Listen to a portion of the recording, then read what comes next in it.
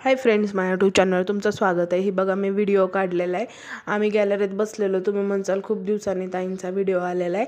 तर आहे ना, मला बरंच नव्हतं ना, अजून पण बरंच नाही, तरी पण म्हटलं चला एक छोटासा व्हिडिओ काढावा.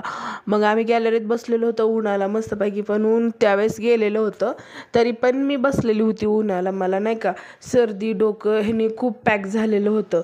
पण दीदी मग नुसती वैतागच देती बरं का. दीदी काहीच म्हणजे सुसून देत नाही.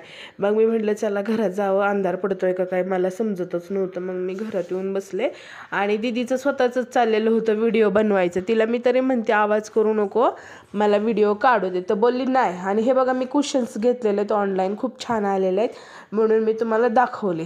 आणि काय झालं, मी चांगलं सोफा वगैरे आवरून ठेवलेलं होता. माझ्या मुलीने सगळा फिसकटून टाकून दिलं. तिला मी म्हणते तर ती माझं काहीच ऐकत नव्हती. मला बोलली मम्मा गप ना. परत म्हटलं जाऊ दे, हेच वय खेळायचं, खेळू दे, जाऊ दे, तिला जे काय करायचं ते करू दे. पण ती पण माझं नाही का थोडंफार ऐकती, कधी कधी तिला वाटलं तर नाही पण ऐकत आहे. स्टिक घेऊन ती मस्तपैकी व्हिडिओ काढत होती. काय त्याला मोबाईल बी नव्हता लावला, काय नाही.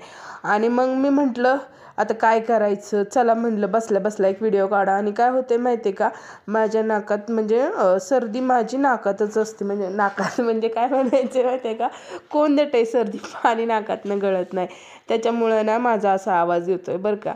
आणि नंतर काय होतं माहिती का, असं बोलता बोलता अचानकच दम लागतो आहे.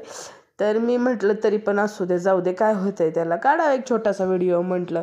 आणि काय होतं अचानकच मला कधी कधी कामाचा लोड पण जास्त होतो.